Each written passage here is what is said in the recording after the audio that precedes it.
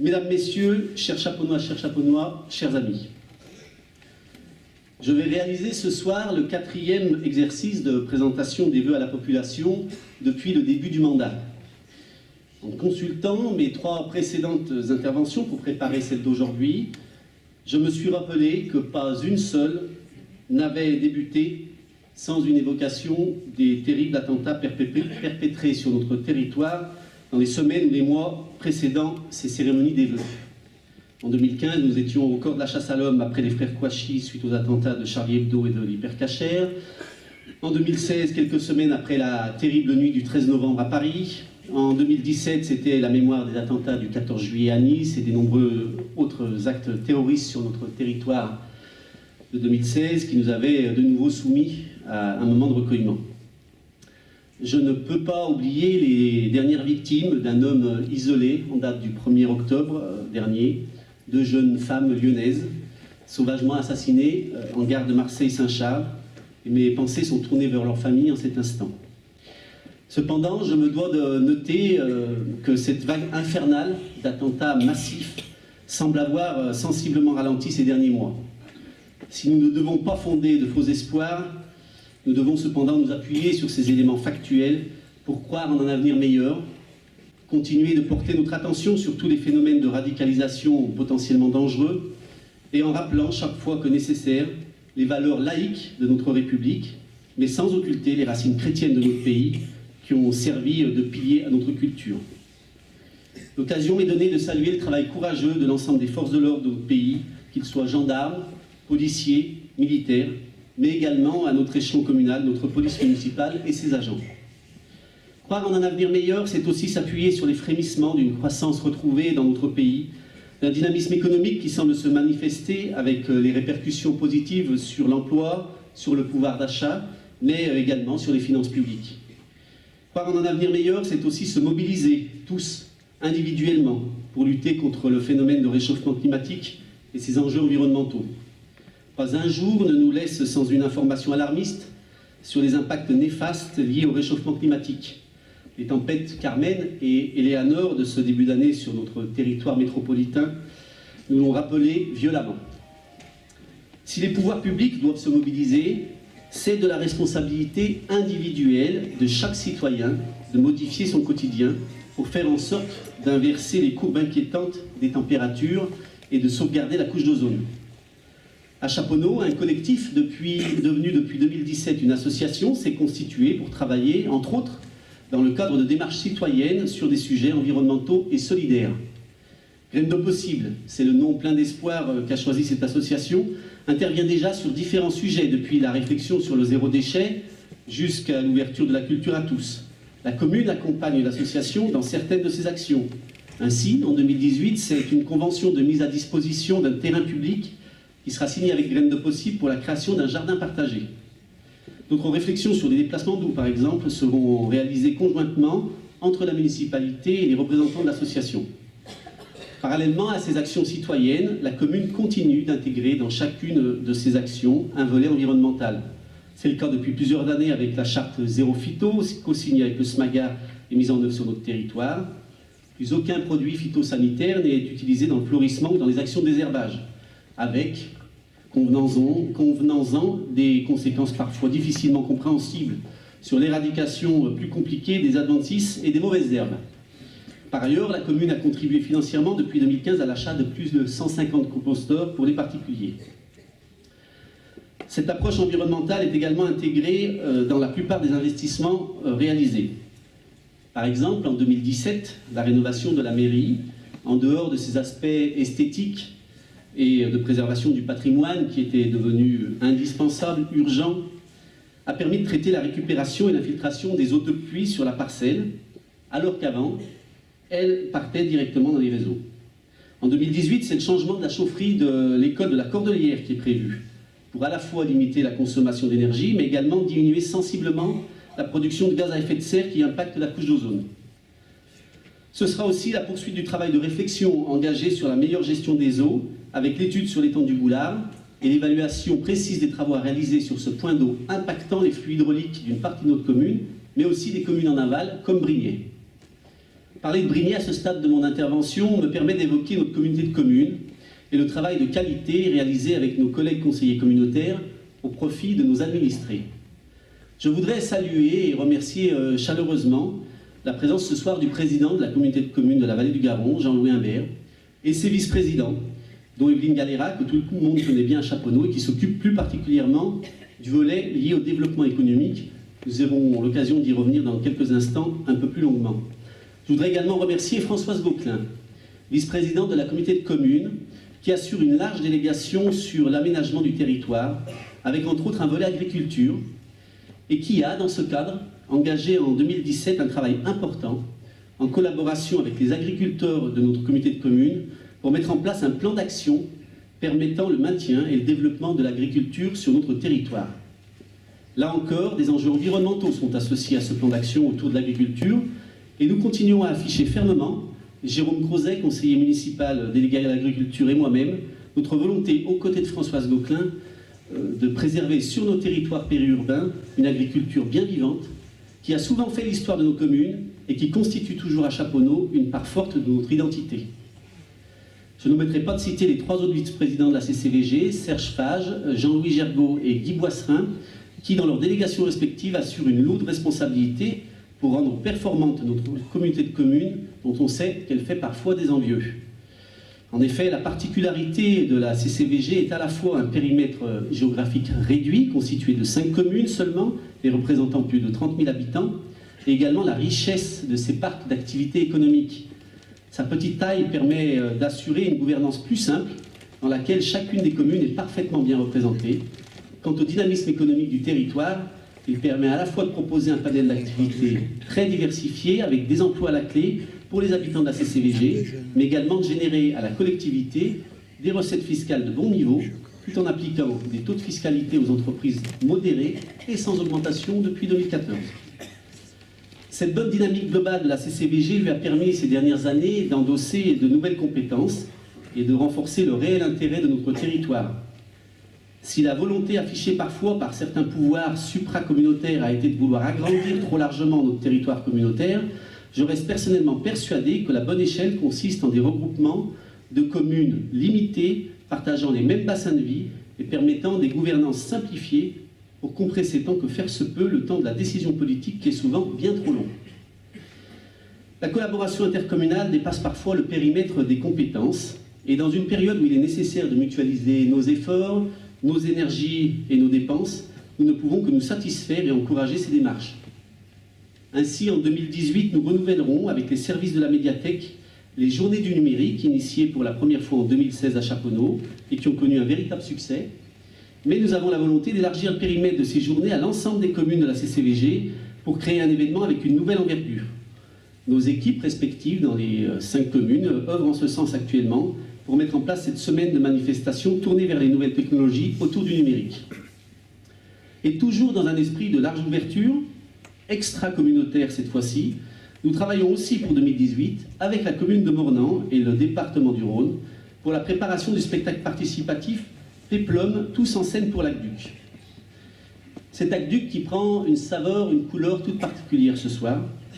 Alors, ce spectacle Péplum qui impliquera de nombreuses associations et plusieurs dizaines de Chaponnois et de Mornantais aura 2 représentations, l'une le 30 juin sur le site du Plat de Verre à Chaponneau et l'autre le 1er juillet à Mornan. Alors, on a vérifié, il y a du foot pendant cette période-là, mais même si les Bleus font un bon parcours, ils ne joueront pas ces soirs-là. Je vous invite donc dès lors à bloquer vos dates dans vos agendas. Et l'actualité étant ce qu'elle est, je profite de parler des aqueducs pour rebondir sur l'information du jour, parue ce matin dans le quotidien Aujourd'hui en France. Stéphane Bern y annonce avoir classé site prioritaire l'aqueduc Romain Dugy à Chaponneau dans le cadre de la mission de sauvegarde du patrimoine historique national que lui a confié le président de la République.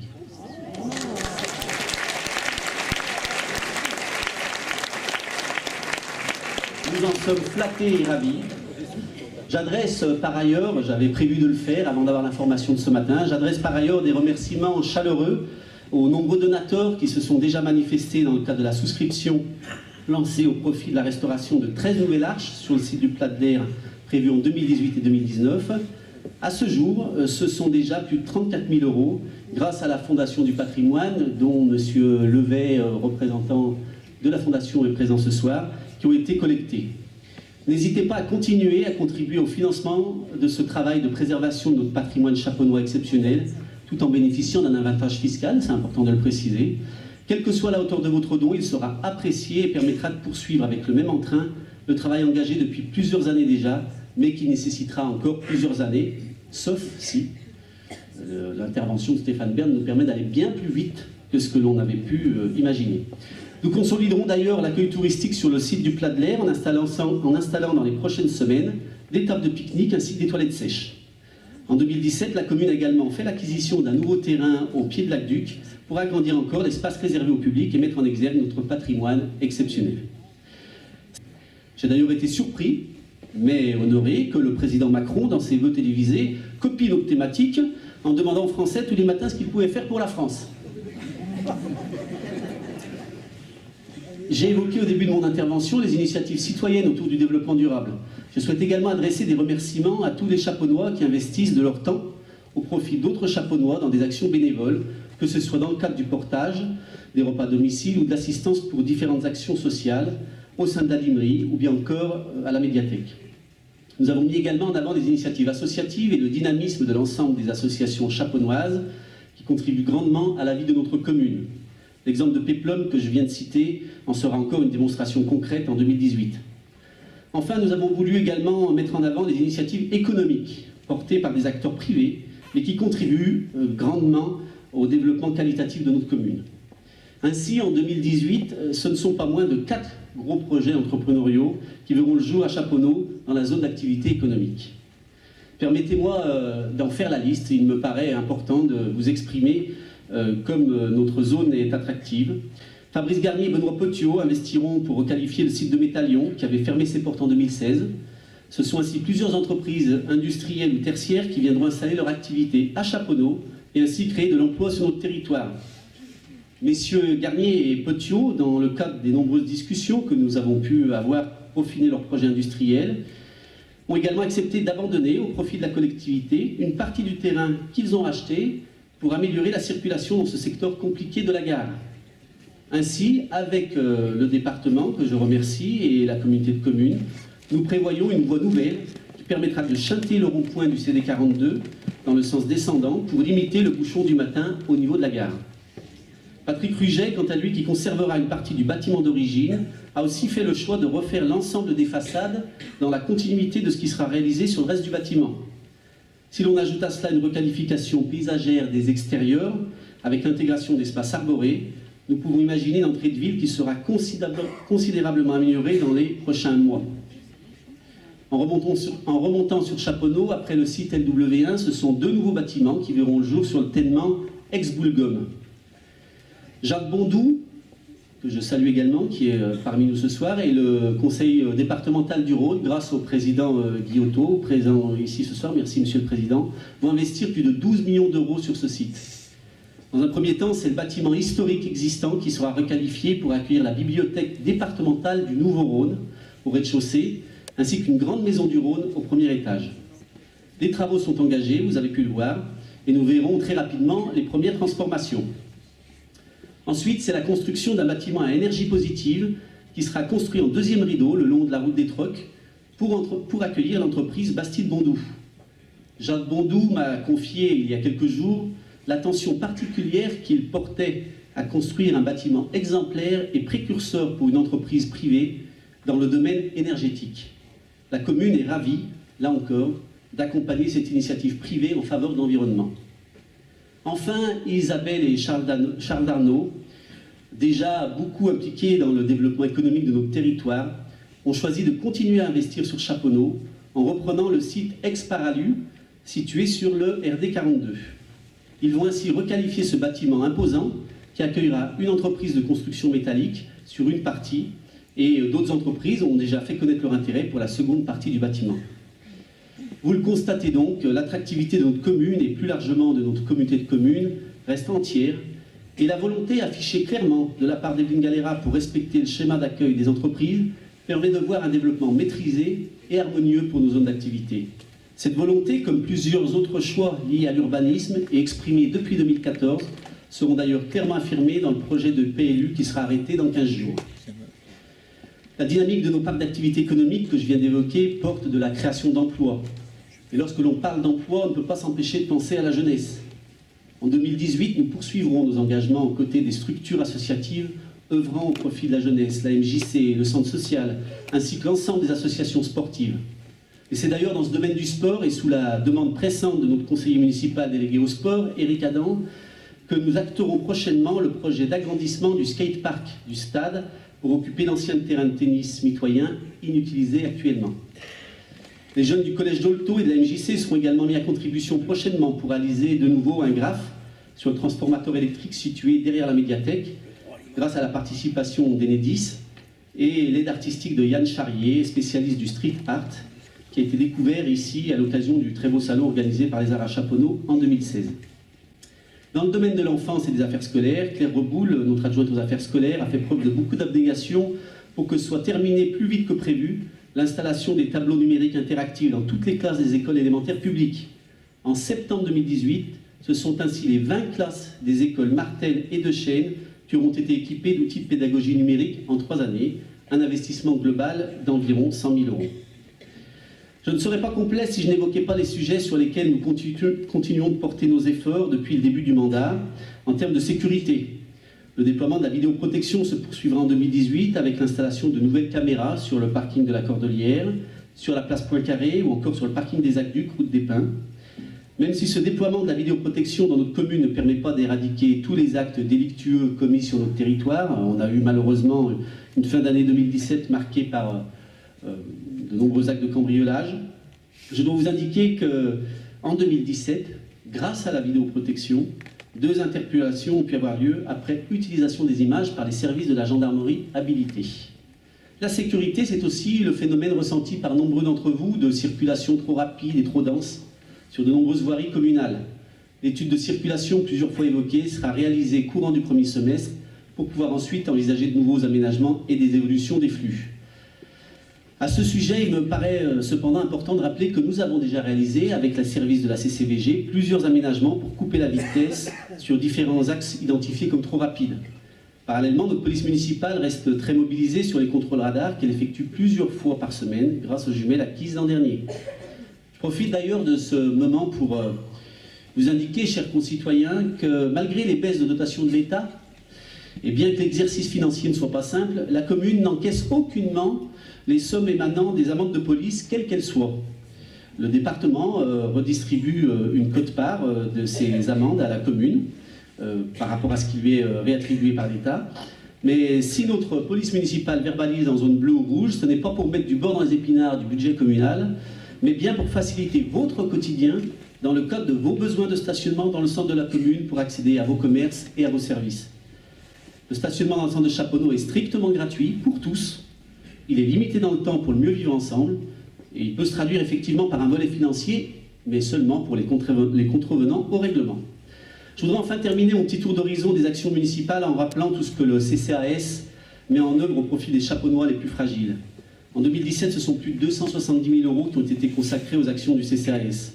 En dehors des aides sociales légales, ce sont également des aides financières d'urgence dans les situations les plus difficiles, mais aussi les aides au permis de conduire, les aides alimentaires, le portage des repas et beaucoup d'autres actions sociales décidées par les administrateurs du CCAS et mises en œuvre par la petite mais très efficace équipe du CCAS. Dans les prochaines semaines, c'est un véhicule tout neuf équipé pour les personnes à mobilité réduite qui viendra compléter notre dispositif d'accompagnement des personnes âgées ou handicapées. Mais la solidarité en 2017 s'est exercée également en dehors de nos frontières chaponnoises, puisque la commune a rapporté sa contribution financière aux sinistrés de l'ouragan Irma, en complément des fonds récoltés par la MJC. Chaponneau reste également particulièrement impliqué dans la coopération décentralisée, mise en place en 2012, avec la commune burkinabé de Gomboussougou, et continuera de consacrer encore en 2018 une part de son budget de fonctionnement, d'ailleurs bien supérieure à ce que fait la plupart des communes françaises, à cette action d'ouverture culturelle et de solidarité internationale. J'en profite en ce moment pour adresser toutes mes meilleures pensées, tant à Koudougou Maré à Gomboussougou qu'à Giorgio Cavatorta à Lesignano de Bani, mes 2 collègues maires. Voilà, chers amis, en quelques minutes, une partie des nombreuses actions en cours ou à venir à votre service. J'ai eu l'occasion de le dire souvent et je continuerai de l'exprimer jusqu'au bout de mon mandat. L'exercice est difficile, les temps ont changé, l'argent public se raréfie et son utilisation est devenue bien plus contrainte. En outre, nous sommes fermement attachés à ne pas toucher les taux de votre fiscalité communale jusqu'au terme du mandat.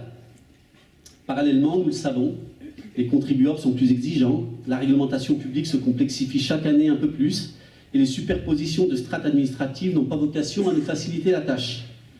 Mais nous sommes, avec mes collègues élus, affairés à notre mission avec la plus grande détermination, avec une implication sans faille et avec la volonté chevillée au corps de faire du mieux possible dans l'intérêt général de notre ville à la campagne. Alors si le paysage politique national semble avoir connu un Big Bang ces derniers mois, je dois vous dire qu'à Chaponneau, nous n'avons pas attendu 2017 pour travailler de manière pragmatique, en transcendant les clivages partisans ou idéologiques. Nous nous sommes inscrits avec mes collègues dans une vraie démarche de démocratie constructive, à l'écoute de tous les élus et de nos concitoyens pour mieux réussir nos actions. Réunir, écouter, agir. C'est le leitmotiv que nous avions inscrit sur tous nos documents de campagne en 2014. Et c'est la démarche que nous mettons en œuvre au quotidien dans notre travail. J'en veux pour preuve un exemple concret ces derniers mois de plusieurs réunions et de large écoute autour d'un projet d'implantation d'un futur potentiel EHPAD sur notre commune. Munis du fort intérêt de cet équipement privé pour notre commune, mais également instruits de tout ce que nous avons pu entendre et retenir, nous allons dorénavant œuvrer pour que cet équipement puisse voir le jour sur un terrain privé que nous avons pu identifier.